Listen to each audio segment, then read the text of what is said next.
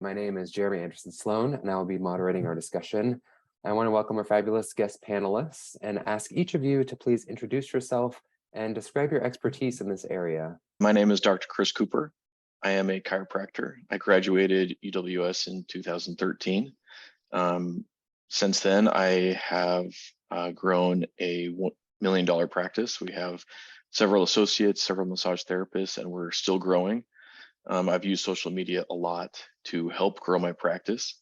Currently, we get between 40 and 50 new patients a month, and most of them are from social media in some way or fashion, at least online. I also taught business classes at UWS, and so I'm very entrenched in the marketing side of things too. Yeah, my name is Nathaniel Woodward. I'm an attorney. I practice downtown Portland, which means I practice in all of Portland, primarily in civil litigation, mostly in defense. And so I end up representing people who are being sued, oftentimes over issues of liability within their business or their practice. I also teach at UWS. I teach the law and ethics courses in the Doctor of Chiropractic Medicine and the Doctor of Clinical Nutrition programs. Thank you for having me. I'm just getting over being sick, so if I sound this way, that's why. I'm the owner and principal attorney of Rational Uniform Legal Services. We do community business law for everyone in the community. What that means in terms of this is I have helped many practitioners with opening their practice in formation and then making sure that all of their contracts are up and ready in gear, and thinking about the things that we're talking about today in terms of content sharing and how to protect personal information. Great, welcome. Thank you all for being here with us today. I'm going to kick off the questions with Nathaniel.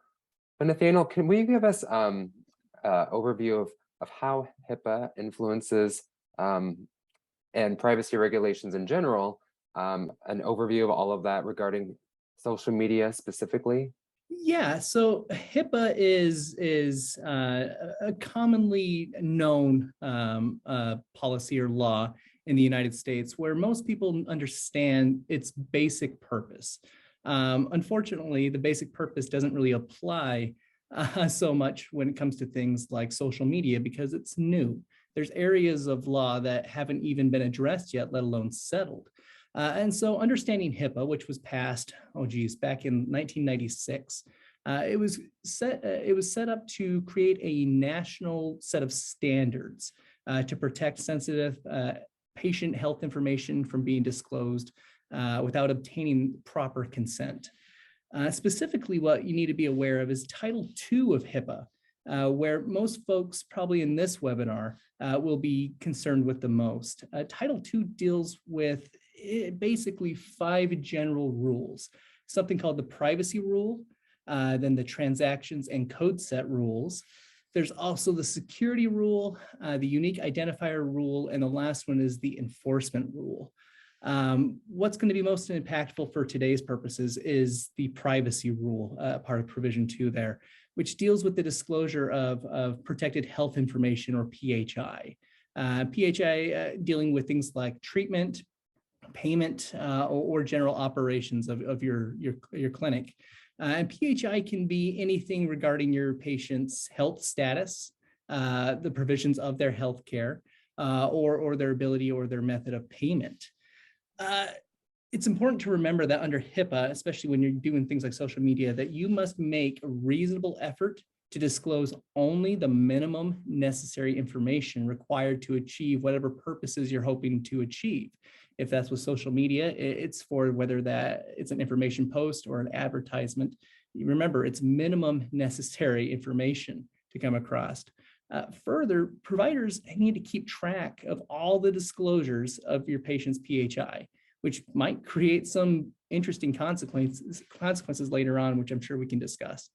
It's also important to remember that laws are fluid and dynamic. They can change at a legislative whim, as we understand.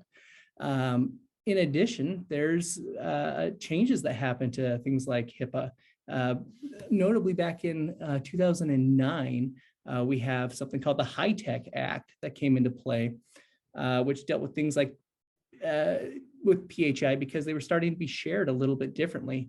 In addition to around 2009, of course, we're still seeing that transition, but clinics are starting to store their patients' data exclusively electronically. And so with the creation of social media, file sharing platforms, and changes in the way we generally advertise and communicate in general, it was apparent that our current privacy laws did not extend well into those areas. A notable high-tech provision as it relates to HIPAA, as we're discussing today, deals with how providers are going to need to respond in the event that their files are compromised or shared, which applies to things like social media, which are much easier to hack into. I don't know if hack's the correct term, but to access or fraudulently access. And so HITECH actually says that any breach which affects 500 or more persons, so if you have a clinic that has 500 or more patients and you're subject to a security breach, whether that's within your actual files or through your social media account that has access to that, there's notification requirements now where you have to notify the government, which would be the Department of Health and Human Services. You have to notify the media, and you have to notify each and every affected person. And so HIPAA is we're going on 25, 6, 7 years old now. And there's already been some major adjustments and additions to it because things are changing so quickly. So as we discuss HIPAA today and these laws on how to properly advertise on law, that's something you need to keep into consideration, is that just because there isn't a law today doesn't mean there's not going to be one tomorrow. And you got to keep up to date on these things. Okay, thank you. For both Dr. Cooper and for Michael, how does HIPAA influence how you market yourself as a practitioner and your business? For my practice, HIPAA plays a very small role in how I market myself. Easy answer, I just follow the rules. You get permission from your patient verbally, and then you have them sign a waiver saying that you can use their image and you can use their name in your social media, either a post or a video. And no matter what you're doing, you just have to get permission. And so as long as the patient gives permission, that's all that it affects me. For our specific business, we already have all the legal licensing requirements of client confidentiality. In terms of sharing that we represent certain practices, whether it be physical or mental health, I'm also very cautious in our marketing, the type of information that we're sharing, but also when I'm working with clients, letting them know, repeatedly that express consent is required in all of their marketing. In terms of our business, we're all about preventative business law. So this is another example of that. So in terms of our marketing, in terms of what we can offer, we let our clients or potential clients know that we have experience working with HIPAA and other PI things that come up, whether that's a veteran housing organization, whether that's a social service nonprofit, or a medical, dental, you name it, type of office, letting the client know that we take confidentiality very seriously. And in the processes of business formation, we'll be thinking about how to make that happen for them and the contract that they have. Okay, thank you both. Dr. Cooper, can you describe how you ask your patients to be included on social media and also how you stay within HIPAA regulations? Sure. So I've several social media platforms. The ones that I use patient faces and names the most is YouTube. And often patients will ask me if I can put them on YouTube. And so if they ask me, I just say, okay, we can film the visit if you want to. And I get them to sign their form. I kind of tell them what's the deal. And then I try to keep there to be a little bit of privacy. I understand that YouTube, it's educational, it's also entertainment. And so I try not to give personal details to the camera. It's almost like I have, a student shadowing me in my clinic, but it's a camera. And so I just talk to the camera. And, but I don't share like very personal, sensitive details. It's just not, doesn't help anybody. But then, I try to make sure that everybody's okay with everything before I post anything.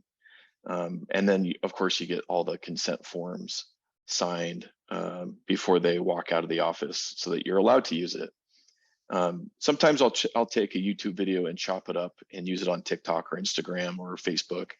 But that's kind of how we stay within HIPAA regulations, is we just get a lot of consent in verbal and writing. Okay, thank you. For Nathaniel and Michael, do you need to add that consent writing on your social media post?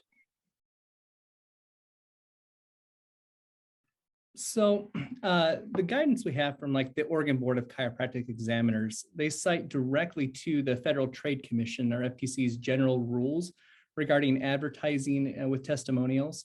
I believe their exact language is something to the degree of it's probably best, is actually the phrase they use. It's probably best to obtain a written permission statement from any patients who provide testimonials.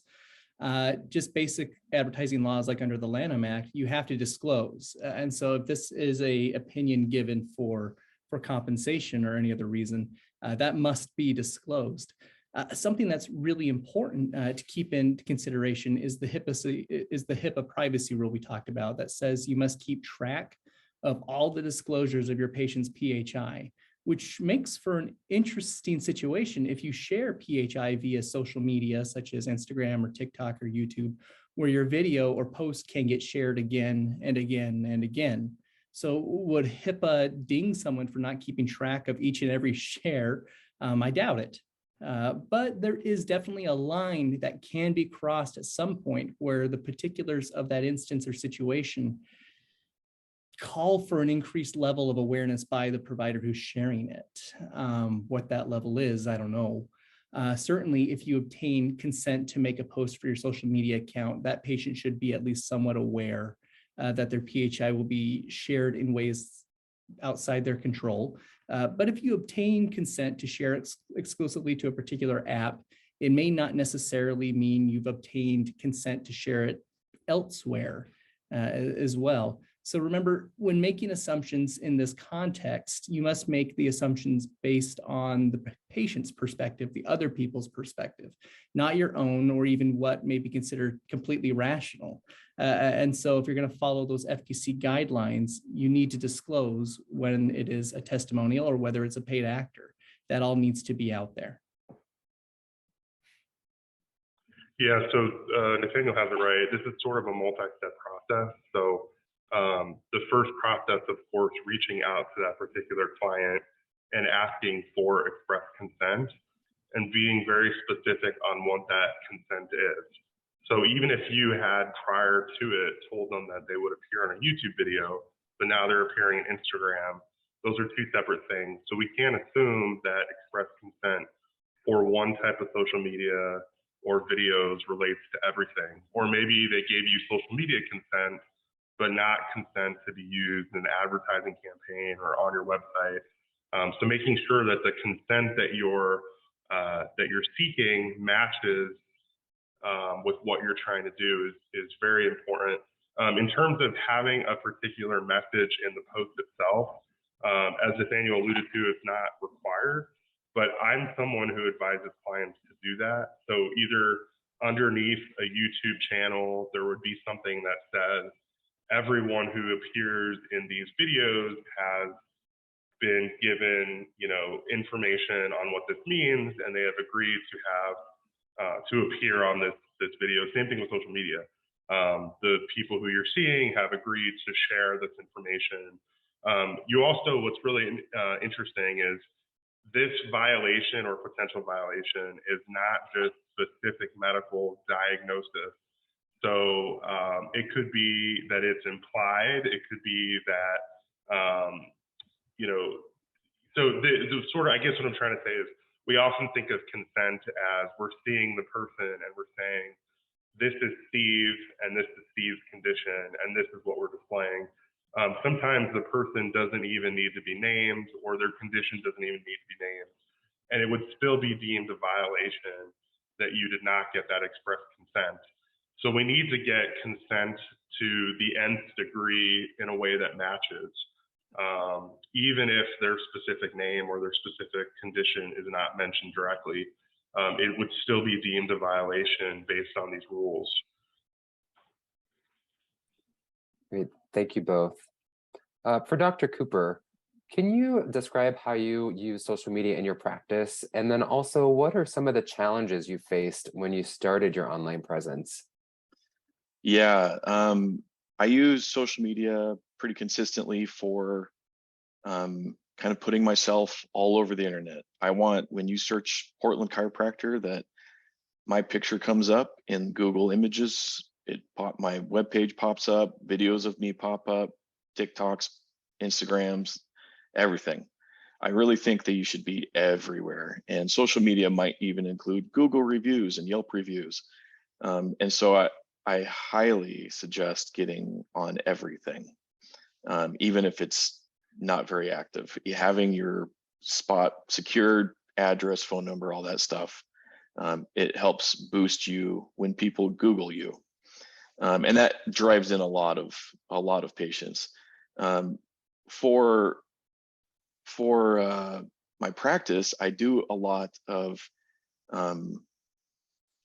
exercise education on TikTok, and we do a lot of patient treatment on YouTube.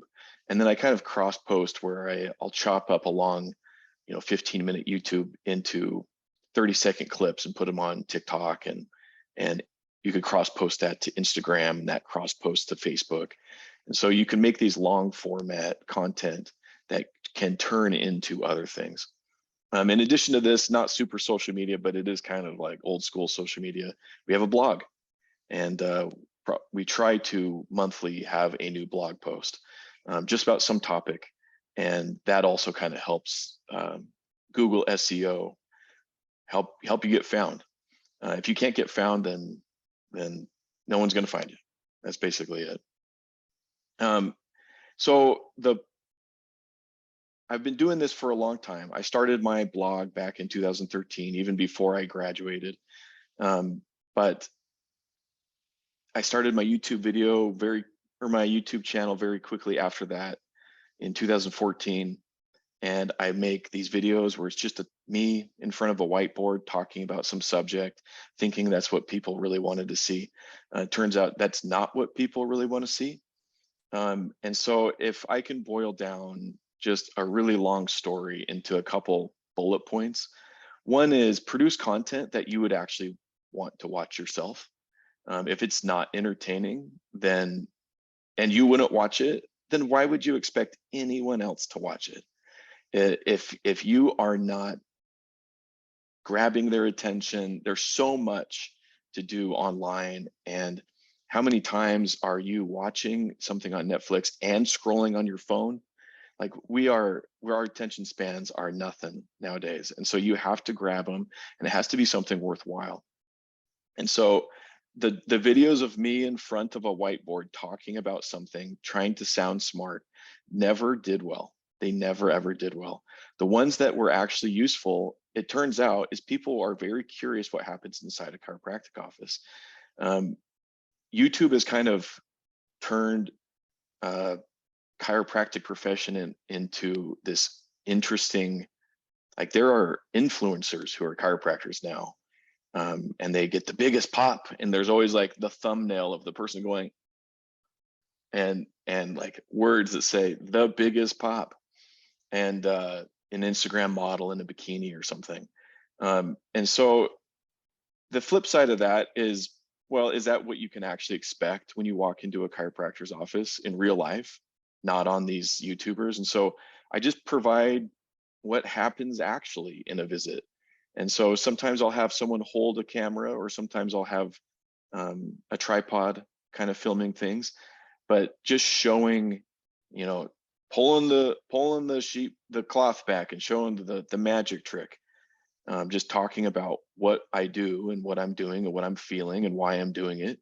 And it actually is very helpful to grow my social media presence. And I'm definitely not some million subscriber guy, but I don't care. That's not my goal. My goal is to get a thriving practice, and that has accomplished it. For TikTok, it's a little different because you can only do a 60-second video, or if you really want to go fast, it's a 15-second video. And so you have to get your point across fast. Sometimes it is kind of nice to do the talking head, answering a question about, what is osteoporosis? And then you answer something. But it's also nice to show like a home tip, something I would show a patient in real life. Hey, go home and do this 30 times. I just show it on TikTok. That's actually been really helpful to get viral. Like TikTok has helped me go viral several times, and that has kind of boosted all of my social media presence. I don't get a lot of patients from TikTok, maybe 3 or 4 a month, but it's boosted everything else, which those draw in more patients. So one more point I want to make is the struggles when I was starting. I didn't know what to produce. I didn't know what type of content to produce. And I was also not consistent. I do 5 videos 1 month and then skip 5 months and then do another 5 videos.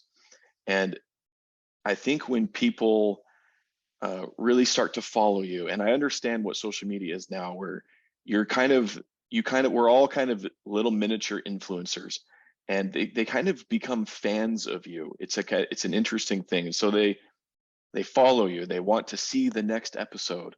And so on a YouTube, like once a week is a wonderful consistency pattern. On TikTok, probably 2 to 3 times a week is a wonderful consistency pattern. But going dark and not posting doesn't help at all. And so as soon as I started being consistent with it, I started seeing that growth pattern. And I would see spikes in my followers count when something would magically go viral. And I never could predict what would and what wouldn't. Sometimes I would put a lot of effort into a video and it would flop.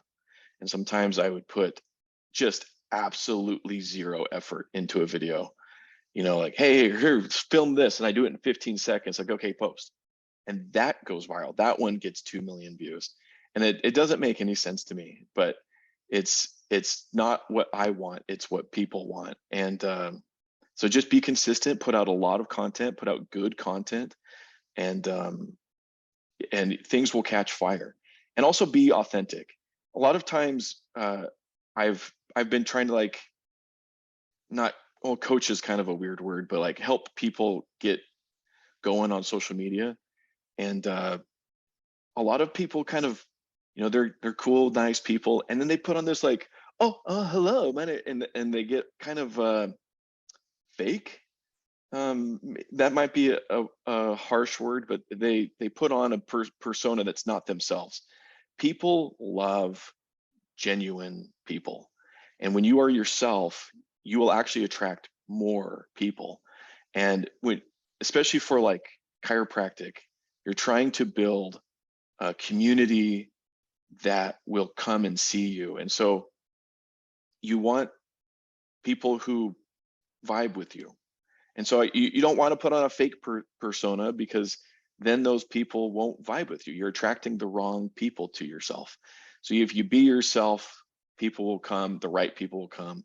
And the communities actually, communities can be toxic.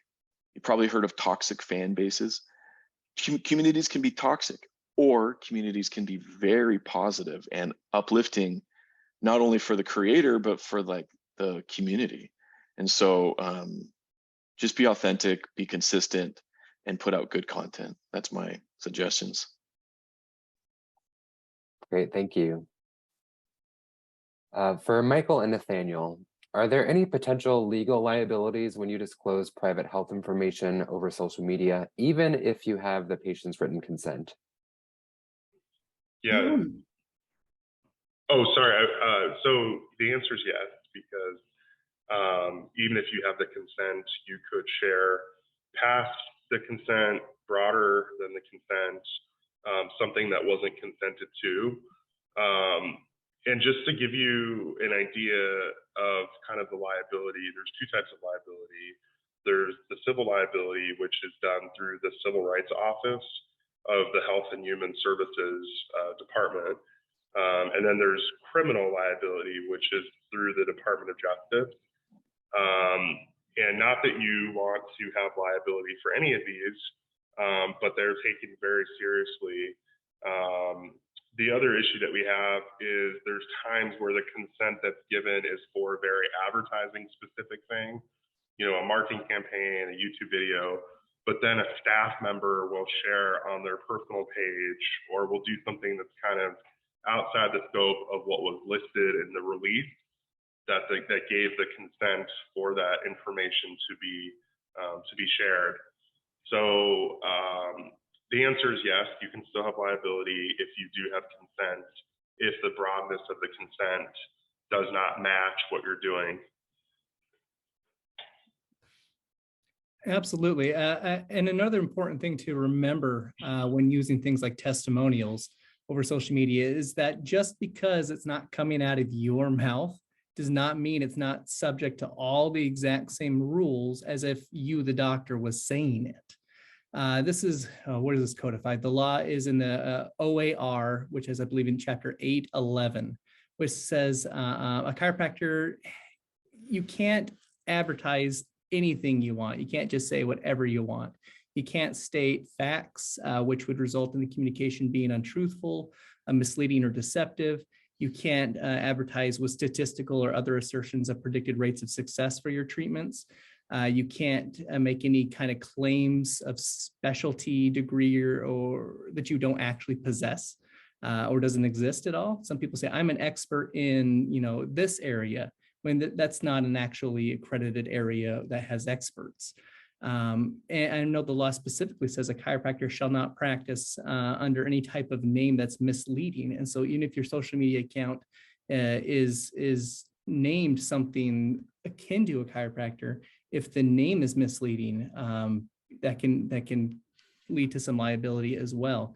And so you need to recall that, or remember that when you're doing testimonials and you're disclosing patient information, that patient may say something that's not correct, and you can't advertise with it if it's something that you yourself wasn't or not able to say. Something else that's important to remember is that your actual interactions online via these social media accounts can open you up to a huge degree of liability.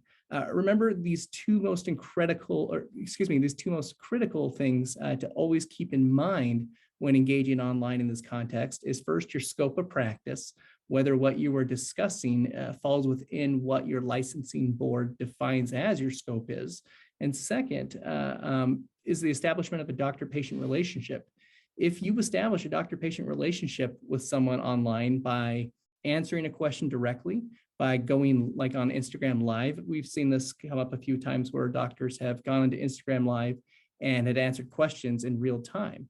You're establishing a doctor-patient relationship, which is a whole other process, but moves your social media interaction from an advertisement to telehealth, which has its own set of regulations, including that you have to do chart notes and bill correctly. And so there's, just because you've obtained consent to disclose patients' information, what that information actually is has to fall in line with applicable advertising guidelines, both from your scope of practice, so making sure it's within what, if you're a chiropractor, what a chiropractor is allowed to do.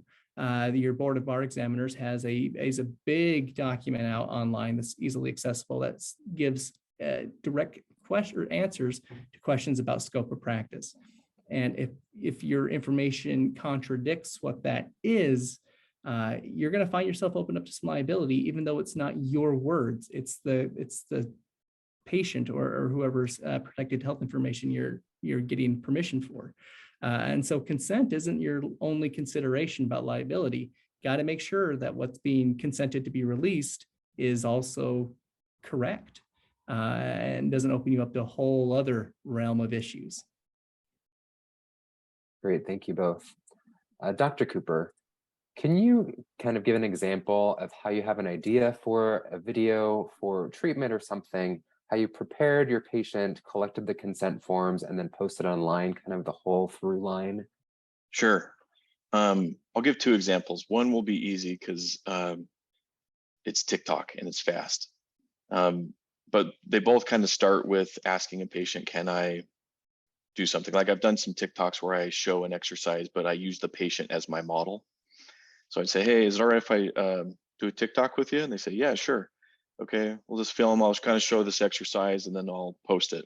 I say, okay. And then I'll hand the phone to either my office manager or an assistant or something. And then I try to keep it 30 seconds. And it's like, hey, here's this, we're doing this exercise, do that.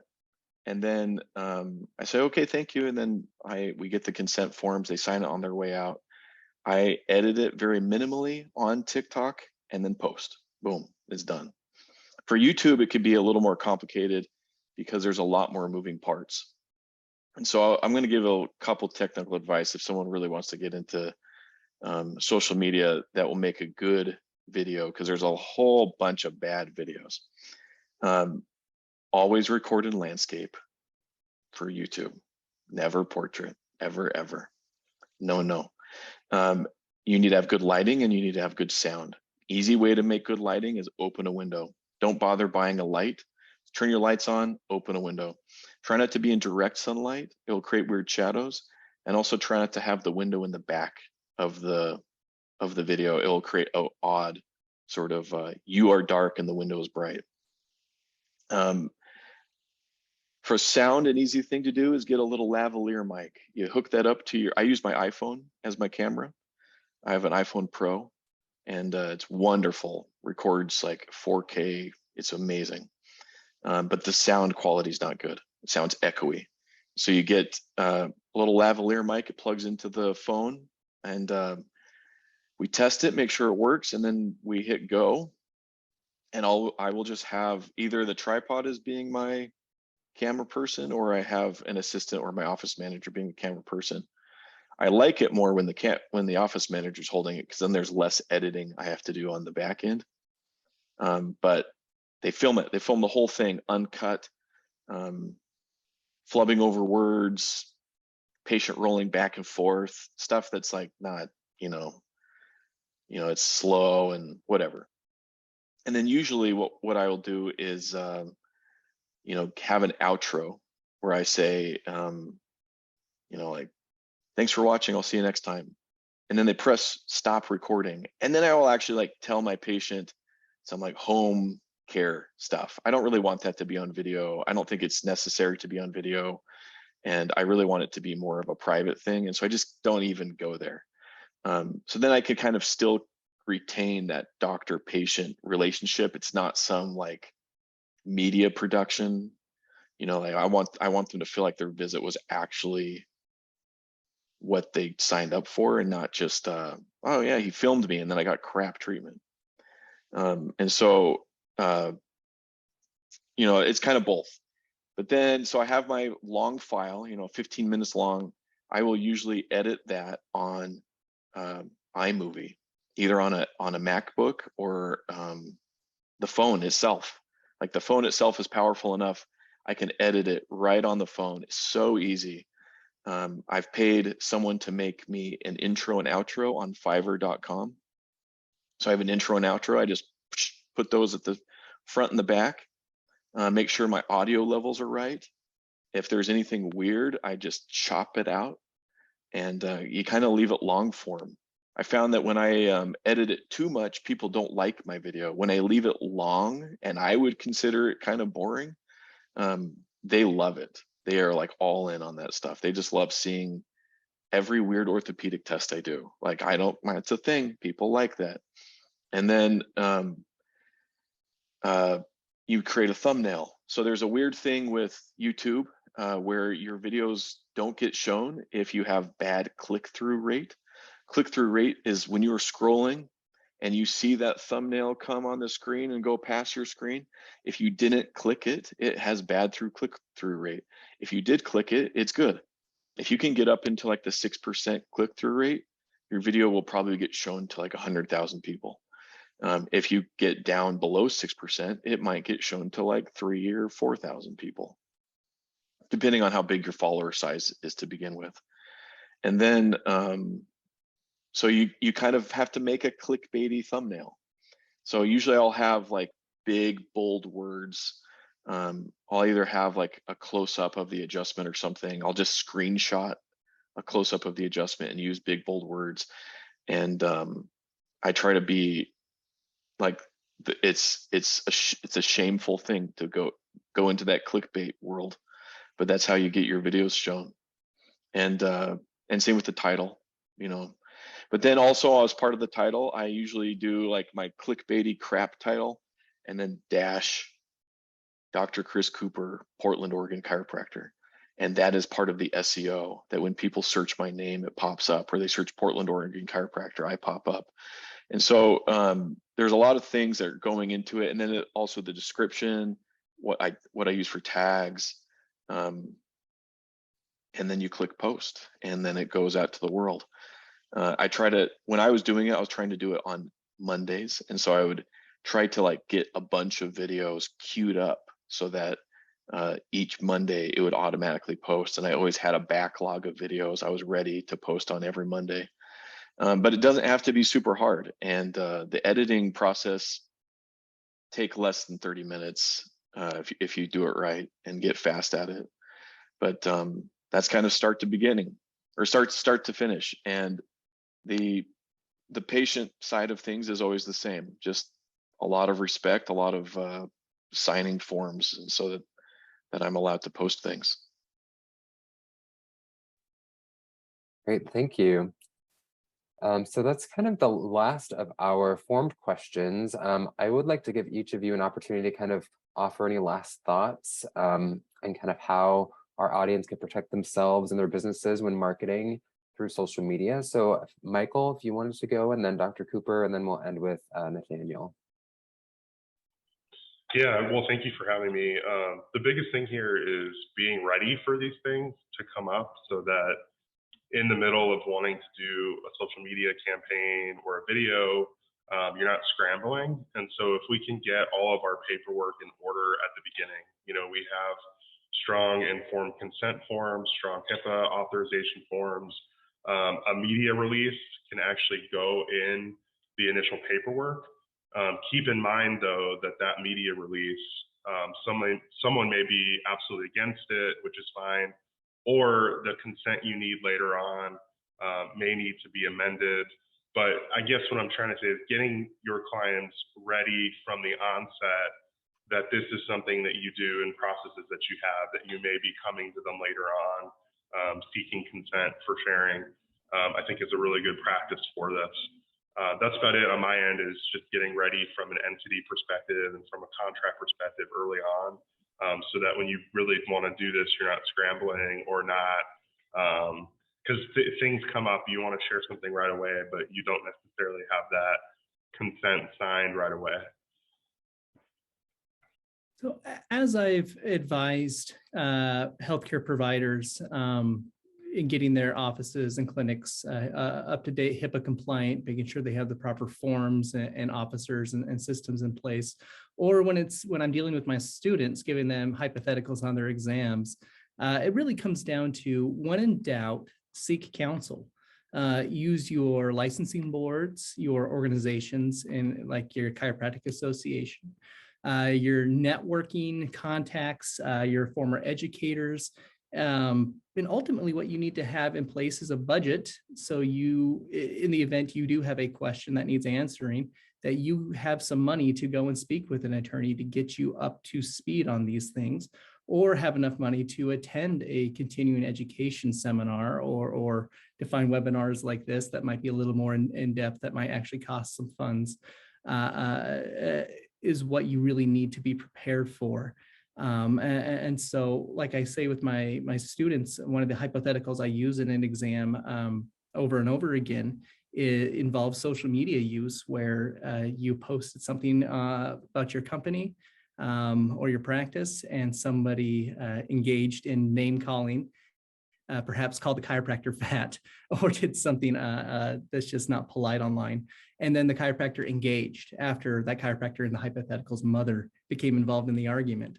And the question I'm trying to get them to analyze is, at what point in that interaction online was private health information disclosed?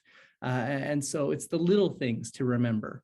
And so if you're going to be moving forward with a thing you're not 100% confident or sure on, or maybe you are confident and sure, which you shouldn't be, if it's outside your scope of expertise, when in doubt, seek counsel, because it's those little things, the little comment fights, that are what ultimately are going to ding a lot of people and get them in trouble. It's usually not the great, big, easy stuff. It's the little things. And that's what you need to keep in mind. Wonderful. Well, I want to thank you for joining us today, and a huge thank you to our panelists, Dr. Chris Cooper, and attorneys Michael Jonas and Nathaniel Woodward. And we look forward to having you with us again.